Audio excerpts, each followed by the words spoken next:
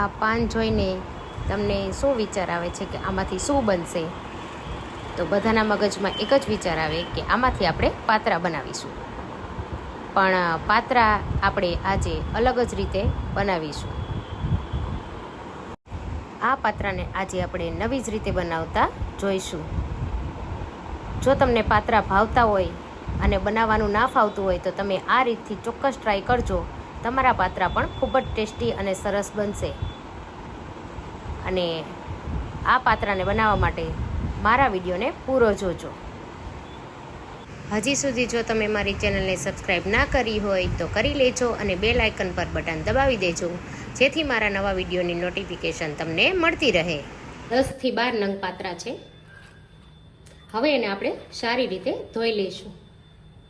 હવે તેને આપણે સારી રીતે બધા જ પાનને ધોઈ લેશું અને એક કપડા પર સૂકવી દઈશું. આ જ રીતે આપણે બધા જ પાન ધોઈ લેવાના છે.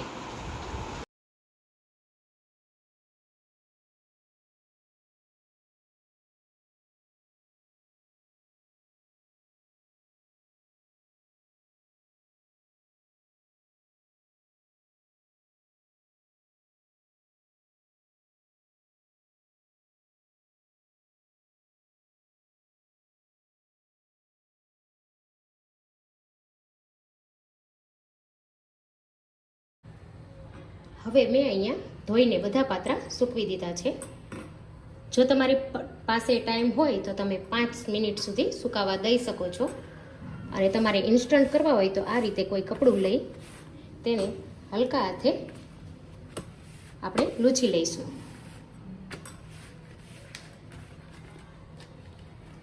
આ રીતે બધા પાનને આપણે લૂછી લેવાના છે. હવે મારા બધા પાન અહીંયા લૂછાઈ ગયા છે. તો હવે એક પ્લેટરમાં આપણે પાનને કાપશું. પાનને આ રીતે લઈ તેમાંથી આ રીતે વચ્ચેની નસ આપણે કાપીશું. આ રીતે તમારે પાનનો જાડો ભાગ હોય એ કાપી લેવાનો છે. જો તમને વધારે જાડો લાગતો હોય તો તમે કાપી લેજો, નહીતર કૂણી દાંડી હશે તો ચાલશે. આ રીતે તમારે જાડો ભાગ હોય એ કાપી લેવાનો છે.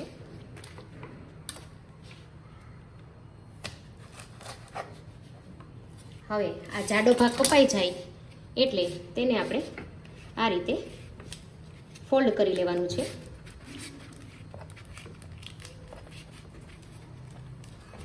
આ રીતે ફોલ્ડ થઈ જાય એટલે આપણે તેને પતલી પતલી સ્લાઇસમાં અહીંયા કાપી લઈશું.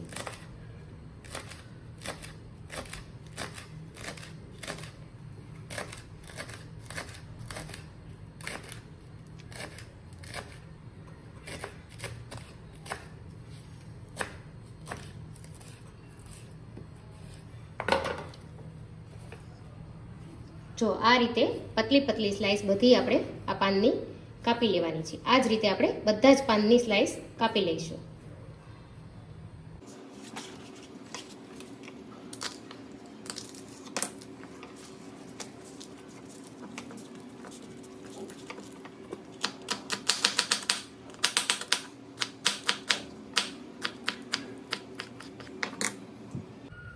આ જ રીતે બધા જ પાન કાપીને તૈયાર થઈ ગયા છે. હવે આપણે તેનો મસાલો બનાવી લઈશું. હવે મેં અહીંયા 250 ગ્રામ જેટલો અથવા તો 2 કપ જેટલો ચણાનો ઝીણો લોટ આવે છે એ જ લીધો છે. હવે તેમાં અડધી ચમચી જેટલી હળદર, અડધી ચમચી જેટલી હિંગ, 1 ચમચી જેટલો ગરમ મસાલો, 1 મોટી ચમચી જેટલું ધાણા જીરું, 1 મોટી ચમચી જેટલું અધકચરી વરિયાળીનો ભૂકો છે, સ્વાદ અનુસાર મીઠું, 2 ચમચી જેટલો મેં અહીંયા આંબલીનો પલ્પ લીધો છે એ લઈ લેશું. જો તમને ખટાશ ઓછી પસંદ હોય તો તમારે અહીંયા આંબલીનો પલ્પ ઓછો લેવો. ત્યારબાદ 2 ચમચી જેટલો ગોળ લઈ લઈશું, 1 ચમચી જેટલું લાલ મરચું અને 1 મોટી ચમચી જેટલા આદુ મરચાં મેં અહીંયા વાટીને લઈ લીધા છે. જો તમે તીખું વધારે ખાતા હોય તો તમારે તીખું લેવું. હવે આ બધો મસાલો ઉમેરી દીધો છે. ત્યારબાદ આપણે તેમાં આ પાન કાપેલા છે તે ઉમેરી દઈશું.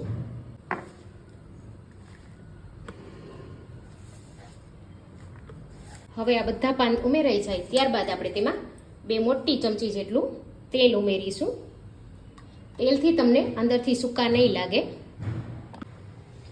હવે આમાં આપણે થોડું થોડું પાણી ઉમેરતા જઈ મિશ્રણને સારી રીતે મિક્સ કરી લેવાનું છે. પહેલાં તમારે આ રીતે ધીમે ધીમે મિક્સ કરવાનું છે, પછી જરૂર પડે એ મુજબ આપણે પાણી ઉમેરીશું. આ મિશ્રણને આપણે હાથેથી મિક્સ કરશું તો ખૂબ જ સરસ મિક્સ થશે.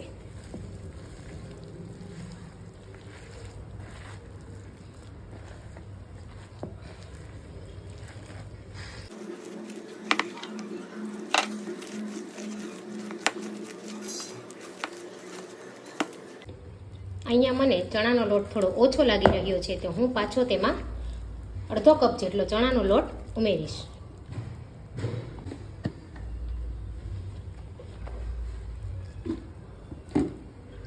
થોડું પાણી ઉમેરશું.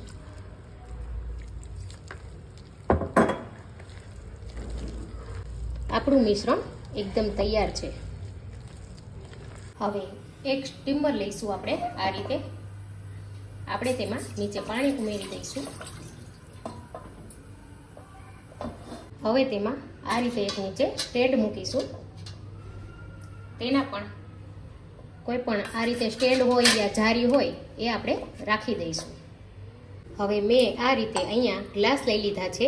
તેમાં આપણે બ્રશની મદદથી તેલ લગાવી લઈશું. આ રીતે આખા ગ્લાસમાં તેલ લગાવી લેવાનું છે આપણે. આ રીતે આપણે બધા જ ગ્લાસમાં તેલ લગાવી લઈશું. આ રીતે તેલ લગાવવાથી તમારા ઢોકળા એકદમ સરસ રીતે બહાર નીકળી જશે. ત્યાં બધા જ ગ્લાસમાં તેલ લગાવી લીધું છે. હવે આપણે આમાં અડધી ચમચી જેટલો બેકિંગ સોડા ઉમેરીશું. ત્યારબાદ તેમાં આપણે ઉપરથી અડધી ચમચી જેટલો લીંબુનો રસ ઉમેરીશું, જેથી કરી આપણા સોડા એક્ટિવેટ સરસ થઈ જાય. આ રીતે હવે આપણે તેને સરસ રીતે વિસ્કરની મદદથી ચલાવી લઈશું. આ રીતે આમાં સોડા ઉમેરવાથી ખૂબ જ સરસ રીતે પાત્રા અંદરથી ચડી જશે. તમે જોઈ શકો છો કે આપણું બેટર એકદમ ફ્લફી અને હળવું થઈ ગયું છે. હવે આ બેટરને આપણે જરાક પણ વાર લગાડ્યા વગર ગ્લાસમાં ભરી લઈશું. આ બેટરને હવે આપણે કોઈ ચમચાની મદદથી ગ્લાસમાં આપણે ઉમેરતા જઈશું.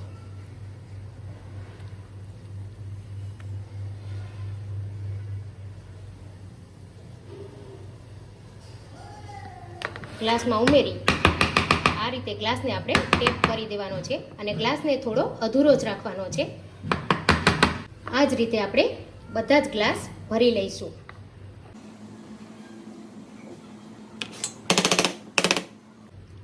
હવે મારે એટલા બેટરમાંથી આ 5 ગ્લાસ ભરાયા છે. હવે આ ગ્લાસને આપણે સ્ટીમરમાં મૂકી દઈશું. આ રીતે આપણે બધા જ ગ્લાસ આમાં ગોઠવી દેવાના છે.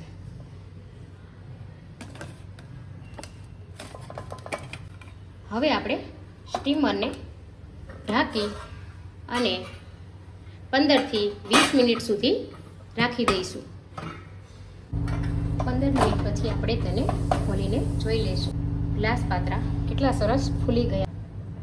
ચક્કુ ક્લીન આવ્યું છે આ રીતે, એટલે આપણા આ પાત્રા સરસ ચડી ગયા છે. હવે તેને બહાર કાઢી અને ઠંડા પડવા દઈશું. હવે આ થોડું ઠંડુ પડે એટલે આપણે ચાકુની મદદથી આ રીતે બધી બાજુથી થોડું થોડું કાઢી ધીમે ધીમે આ રીતે પ્રેસ કરી અને આપણે હવે તેને રીતે ધીમે ધીમે પ્રેસ કરીશું.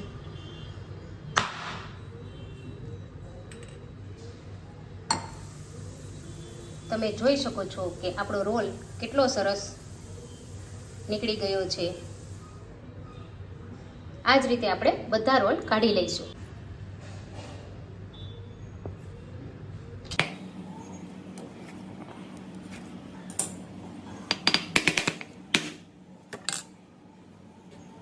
આ રીતે આપણે 1-2 વાર ધીમે ધીમે ટેપ કરીશું એટલે સરસ નીકળી જશે.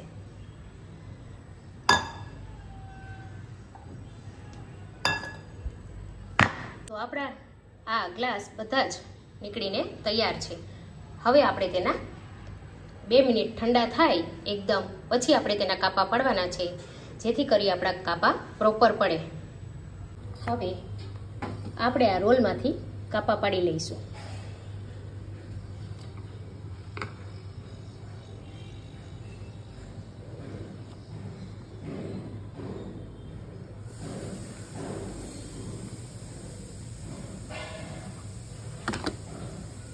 તમે જોઈ શકો છો કે આપણા આ પાત્રા બિલકુલ પાત્રા જેવા જ દેખાઈ રહ્યા છે ને, અને બનાવવાના પણ એટલા જ ઇઝી છે. તો હવે આપણે આવી જ રીતે બધા પાત્રાને કટ કરી લઈશું.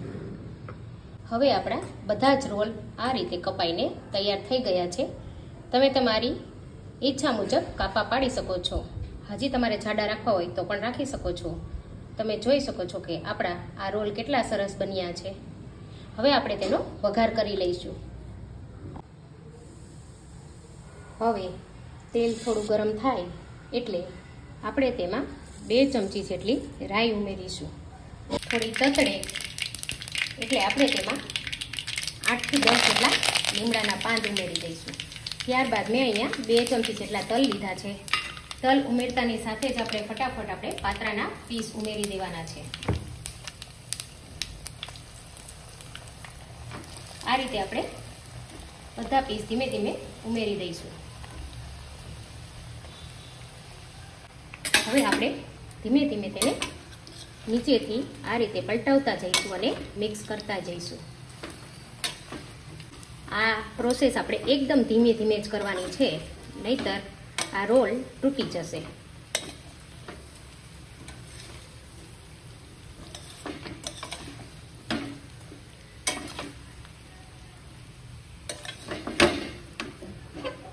અને હવે આપણે આ રીતે ધીમે ધીમે બંને બાજુથી પકડી અને આ રીતે પણ ચલાવી લેશું, જેથી આપણા પાત્રા, તમે જોઈ શકો છો કે આપણા પાત્રાના રોલ પર કેટલા સરસ તલ અને રાઈનો વઘાર લાગી રહ્યો છે.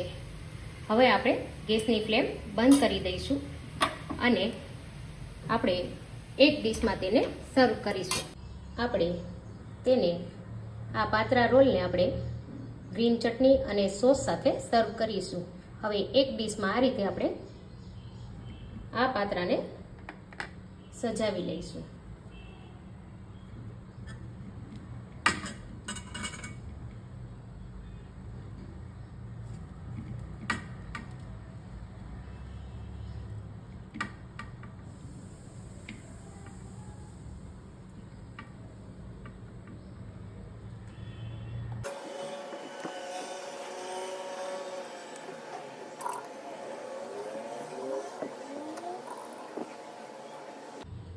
હવે તેમાં ઉપરથી આપણે થોડા ધાણા ભાજી આ રીતે ગાર્નિશ કરીશું.